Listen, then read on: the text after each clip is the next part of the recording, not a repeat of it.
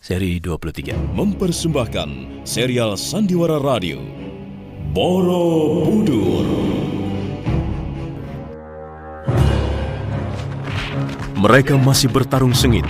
Purnawijaya dan Gunadarma secara bergantian menyerang, membuat Biung Sinom terpaksa berjumpalitan di udara. Suatu saat dia balas menyerang dengan mengirimkan pukulan-pukulan jarak jauh.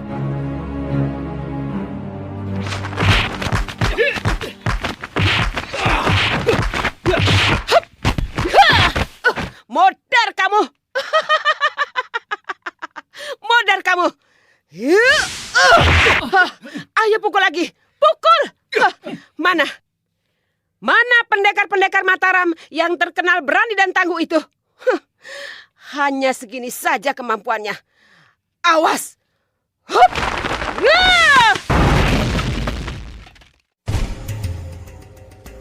Puluhan jurus telah berlalu, Purnawijaya dan Gunadarma kelihatan mulai letih. Sebaliknya Arawind dan Nareswari masih kelihatan biasa-biasa saja, bahkan terasa tenaganya semakin berlipat ganda.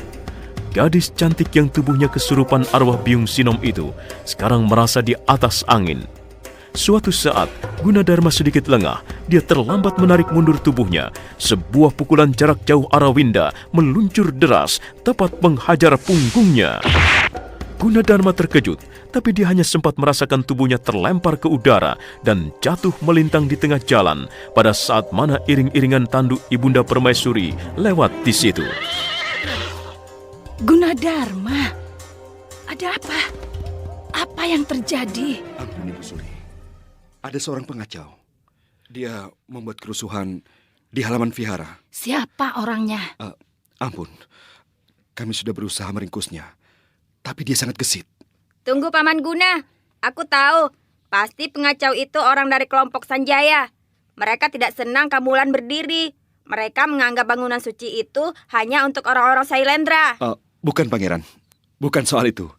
Kerusuhan ini tidak ada hubungannya dengan soal wangsa. Lalu siapa pelakunya? Orang dari mana dia? Ampun Ibu Suri, pelakunya seorang gadis cantik. Namanya Arawinda Nareswari, keponakan pendeta Sadu Budi. Loh, mereka kan tamu kita. Benar Ibu Suri. Kalau Ibu Suri ingin lebih jelas, mari, saya persilakan mendekat.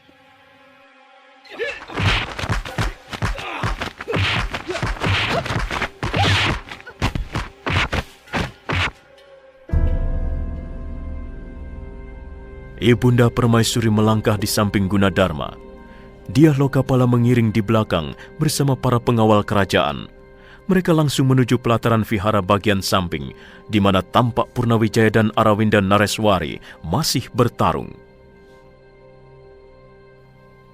Loh, bukankah itu Purnawijaya? Benar Ibu Suri. Tadi kami berdua berusaha meringkus pengacau itu. Tapi dia memang berkemampuan tinggi. Masa Paman Purnawijaya kalah bertarung sama perempuan? Jangan meremehkan perempuan, Lokapala. Kalau dibekali ilmu yang tinggi, perempuan juga bisa merepotkan laki-laki. Ampun Ibu Suri. Saya harus menolong Tuan Purnawijaya. Tampaknya dia keteter. Tidak usah. Kalian berdua juga tidak akan mampu mengalahkannya. Ada yang tidak beres pada perempuan itu. Aku melihat cahaya merah dan hijau dalam tubuhnya.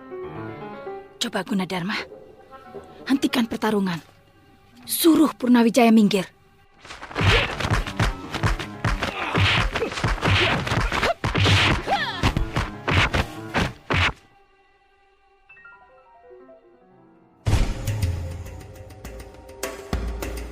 Gunadarma berteriak nyaring, membuat pertarungan seketika berhenti. Purnawijaya melompat ke pinggir pelataran dan langsung membungkuk di depan Ibunda Permaisuri.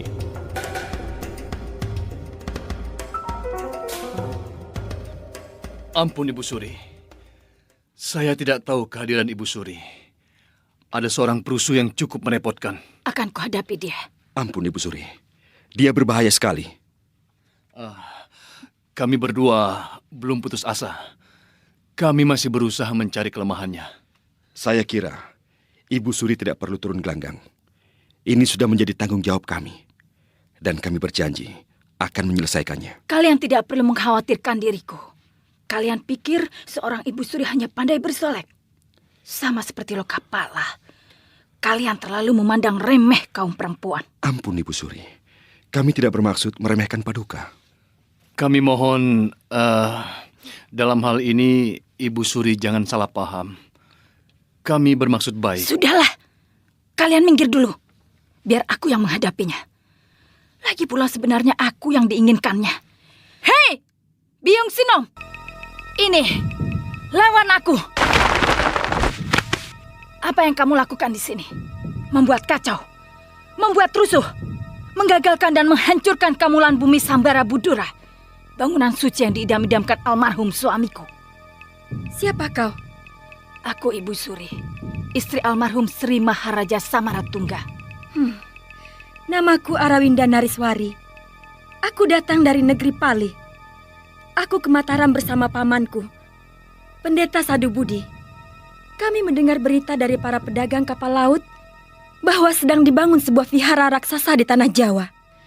Kami lalu memutuskan untuk menyaksikan dari dekat pembangunan itu. Kami tidak punya maksud apa-apa.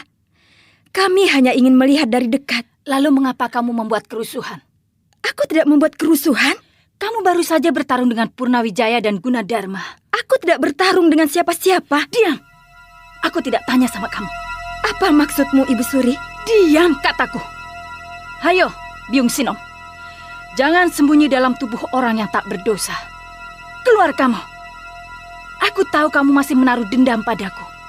Dan kamu akan membalas dengan berbagai macam cara. Sekarang aku sudah ada di hadapanmu. Jangan mencari sasaran orang lain lagi, Biung Sinom. Tumpahkan semua rasa dendammu padaku. Aku siap menghadapinya.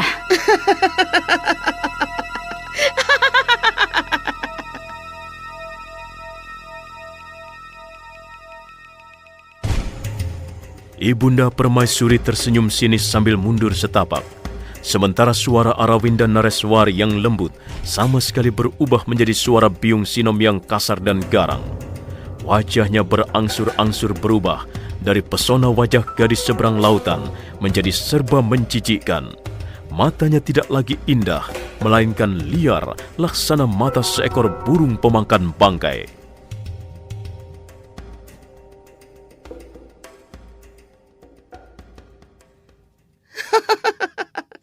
Ibunda Permaisuri, kasihan. Nasibmu sungguh malang.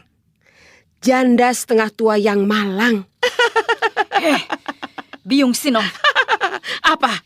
Aku menjadi janda tapi masih merasa cukup terhormat. Suamiku seorang raja besar. Bukan hanya besar kekuasaannya, tapi juga besar jiwa dan cita-citanya. Jadi sesungguhnya perempuan malang itu bukan aku orangnya.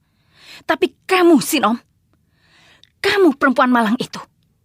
Tapi nasib buruk yang kamu peroleh bukan karena siapa-siapa, melainkan karena perbuatan dan ulahmu sendiri. Bohong! Kamu perempuan malang. Perempuan celaka. Perempuan kesepian yang setiap malam menaruh kecurigaan pada suami. Ibu Suri, kamu sebenarnya yang menaruh dendam padaku. Kamu yang sakit hati padaku. Sombong.